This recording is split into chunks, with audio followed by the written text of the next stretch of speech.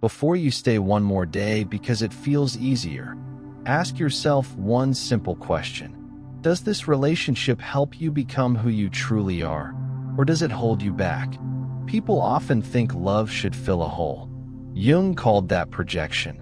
We expect our partner to give us courage, safety, or the parts of life we never grew into. That can feel like love at first, but if you rely on them to be what you're not, you give away pieces of yourself.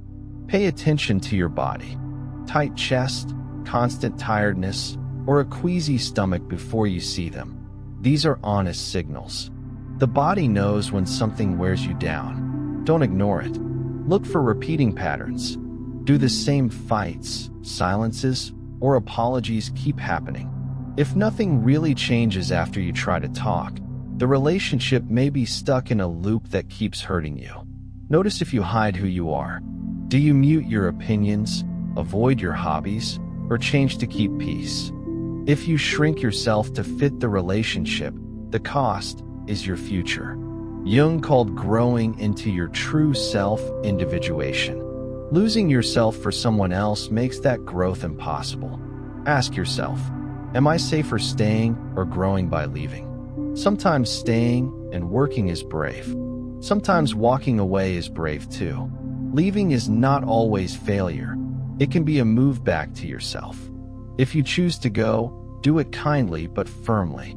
If you choose to stay, make clear boundaries and look for real change. Either way, choose what helps you become more of who you are. Now that you've begun the first mending steps, here are practical ways to deepen the work. Small, daily practices that help the lost pieces become whole again. Work with images and dreams. Each morning, write one image or fragment from a dream. Ask, what might this be trying to tell me? Draw it or describe it without judging. The unconscious speaks in pictures. Listening helps you find what words miss. Talk to the parts of you. When a strong feeling arrives, name it. This is the frightened part, or this is the angry part. Then ask gently what it needs. Answering creates inner safety and weakens the impulse to react in old ways. Practice gentle boundaries. Saying no or pausing a conversation isn't mean, it's honest. Try one boundary this week. Time for yourself, no late-night arguments, or a phone-free hour, and notice how your energy shifts. Small, steady experiments. If you like traits you admired in your ex, try tiny experiments. Volunteer, join a class, or say yes to a short trip. These choices are ways to practice being the person you want to be, not for them, but for you. Keep a recovery journal. Each night, list one thing you did that honored yourself and one learning from the day. Over weeks, you'll see progress you don't feel in the moment. Seek help when needed. A trusted friend, therapist, or support group speeds healing and keeps you honest. Be patient and kind. Jung taught that becoming yourself takes time. Each small act of care is proof you are returning, not to who you were, but to who you are becoming. Here are clearer, practical ways to know, not feel, when leaving may be the right choice. Use this as a calm checklist you can test against your life. 1. Your core self is shrinking. If you regularly silence your needs, change your plans, or stop doing things that matter to you so the relationship doesn't explode, that's a red flag. Love should not require losing the self you want to become. 2. Patterns don't change. One apology followed by the same hurt months later is not repair, it's repetition. Real change shows up as new behavior, accountability, and slower escalation. If promises are empty, the pattern is the truth. 3. You're afraid, not challenged. A healthy relationship challenges you to grow. An unhealthy one makes you afraid to speak, afraid to try, afraid to leave. Fear that limits your life is not love. 4. Your body gives the answer.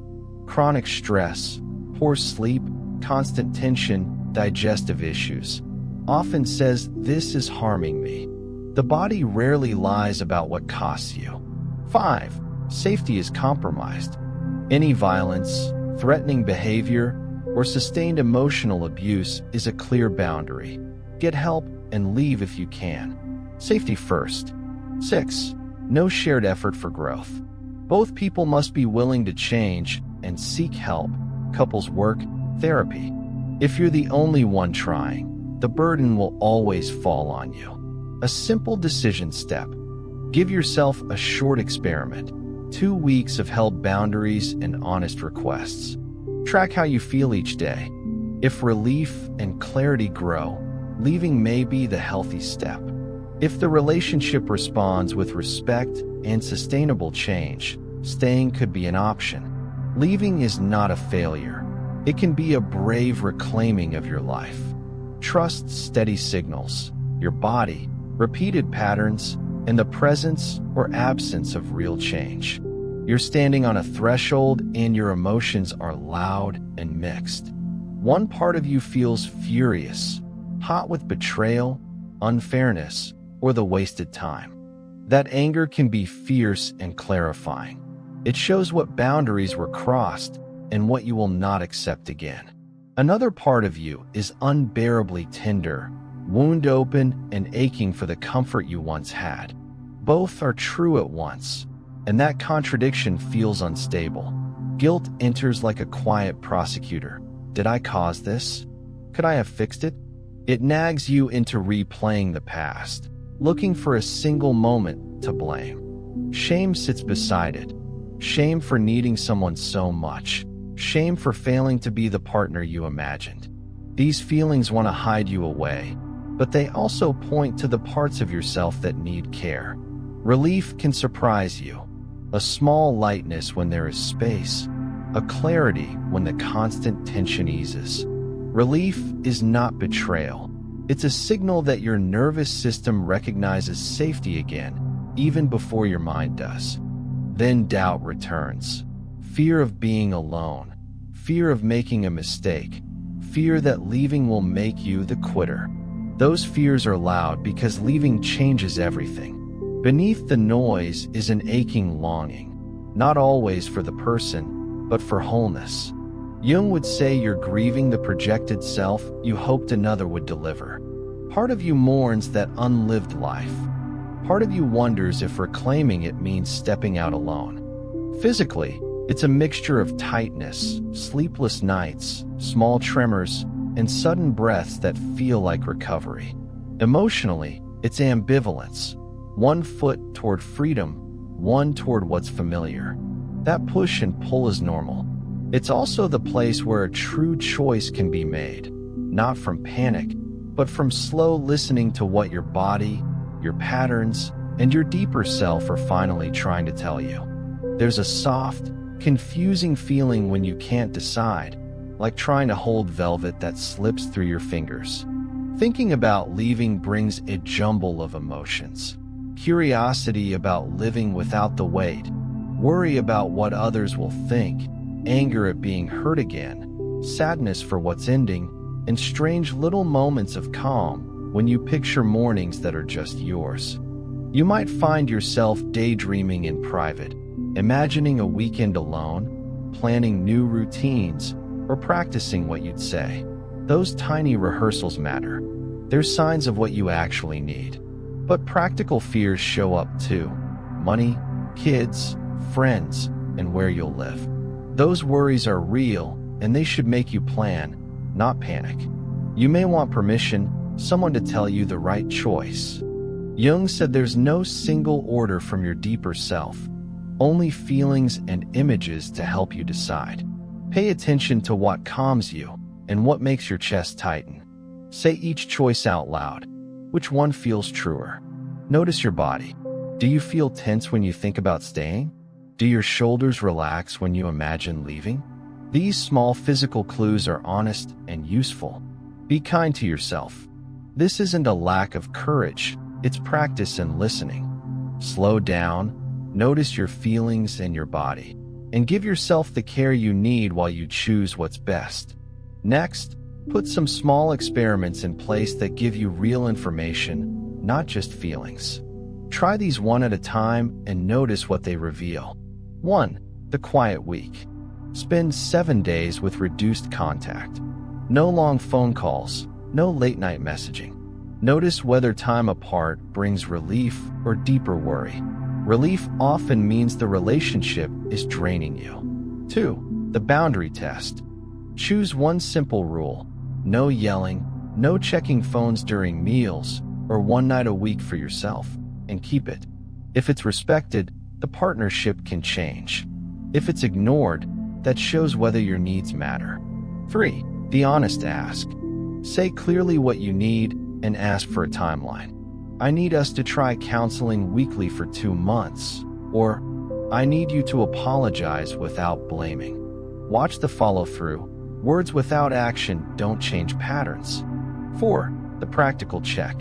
Make a short plan for money, living, and support. Worrying about logistics is normal. Having a basic plan calms fear and helps you choose from clarity, not panic. 5. Talk it out. Share your thoughts with one trusted person. Don't ask them to decide. Ask them to listen and reflect what they hear. An outside voice often sees the pattern you live inside.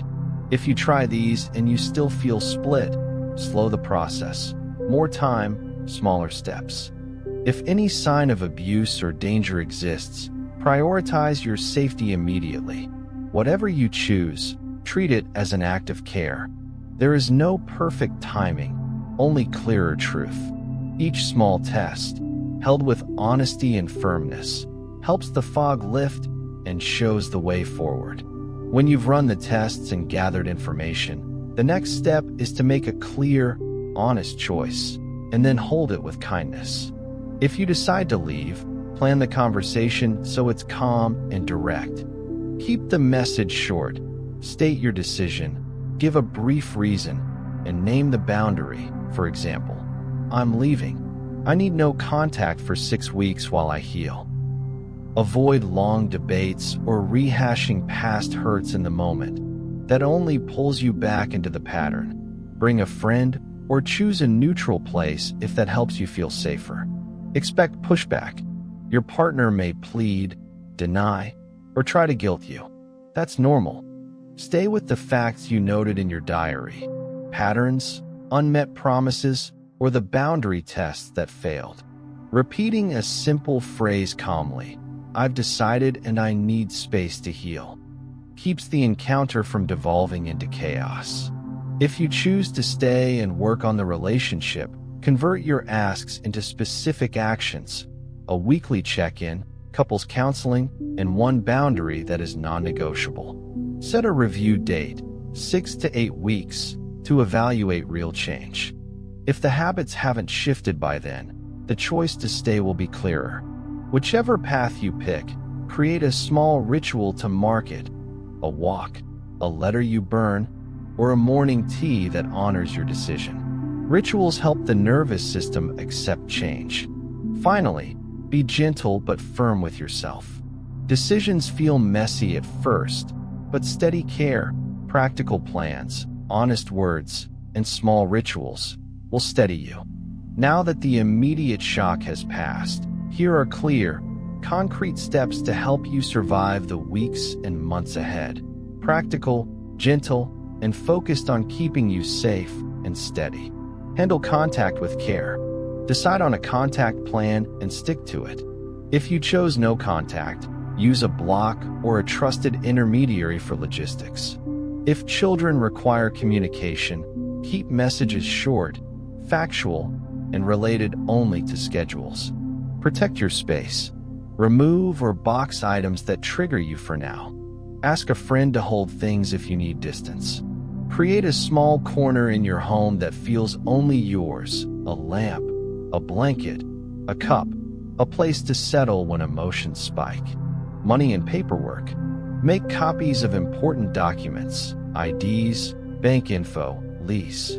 If finances are mixed, track spending and open a private account if possible. Knowing the basics reduces panic. Tell a few trusted people. You don't have to explain everything. Choose 2 or 3 people who will listen without fixing. Say what you need: a check-in call, help with a task, or company for a walk. Protect children and pets. Keep routines steady. Use simple language with kids and reassure them of safety and love. Pets need routine, too. It helps both of you stay grounded. Keep small daily anchors. Sleep, food, short walks, and one tiny pleasure each day, a hot drink, a song, time outside. These rebuild your nervous system slowly. Start therapy or join a group. Professional help speeds clarity and prevents repeating patterns. A support group shows you're not alone. Watch for healing signs. You sleep better, laugh more, make plans, and tolerate being alone. These are quiet but real changes. Healing is practical and patient work. Each small step, a safe boundary, a calm routine, a single honest conversation with yourself, gathers into a new, steadier life. Now the days settle. The real task is to grow slowly and honestly. Start by reclaiming ordinary parts of life you surrendered. Reopen hobbies, reconnect with a friend you stopped seeing, and schedule small joys each week. Practice saying no gently and meaning it. Say yes to one harmless risk a month, a class, a short trip, a new recipe. These small choices rebuild confidence. Keep tracking patterns. Once a week, write one moment when you reacted from fear and one when you chose differently. Notice triggers and make a simple plan for how you'll respond next time. When old feelings rush in, name them aloud. This is loneliness, or this is fear. Naming them takes their power away. Relearn how to enjoy being alone. Try 20 minutes without your phone 3 times a week. Read, walk, or sit and breathe. Solitude is practice, not punishment. A gentle place to hear yourself again. When you consider dating, move slowly. Share small truths first. Test reliability by watching how someone responds when you set a boundary. Pick people who support your growth instead of demanding you shrink. Turn the pain into lessons. Ask, what did I learn about my needs, my limits, and my patterns? Make a short list and keep it where you'll see it. These notes become your guide for future choices. Finally, be patient and kind. Healing isn't a race. Small, steady acts of care add up. Each one returns a piece of you and prepares you for truer, freer love. Now that you're rebuilding, keep your progress practical and steady. Here are clear signals you're moving forward and small actions to keep going. Signs you're healing. You sleep a little better. You can think about the past without spinning. You start making small plans, and you can enjoy short moments alone. These are quiet wins. Daily practices that help. 1 small, non-negotiable self-care act each morning. Stretch, tea, 5 minutes of breath. 2, a weekly check-in. Write one thing you did that honored you and one thing you'll do differently next week. 3, a limits habit. Practice saying no once a week in a low-stakes situation. Build gentle supports. Keep a list of 2 friends you can call, a therapist or counselor, and a local group or online community. Connection keeps you honest and steady. On new relationships, move slowly. Look for people who respect your boundaries, show consistent behavior, and encourage your interests. Trust grows from repeated small actions, not big promises. If you struggle, reach out sooner rather than later. Professional help shortens suffering and teaches new ways to relate. Remember, this is a long, ordinary process. Small, daily choices add up, and bit by bit, you become the person you were meant to be. If these words resonated, you don't have to walk this path alone. Subscribe to our channel for short daily practices, simple prompts, and quiet guidance designed to help you heal step by step. Our space is peaceful and supportive, a place where people listen, learn, and grow without judgment. In the comments, share one line about where you are right now and how you feel. Your truth helps others know they're not alone.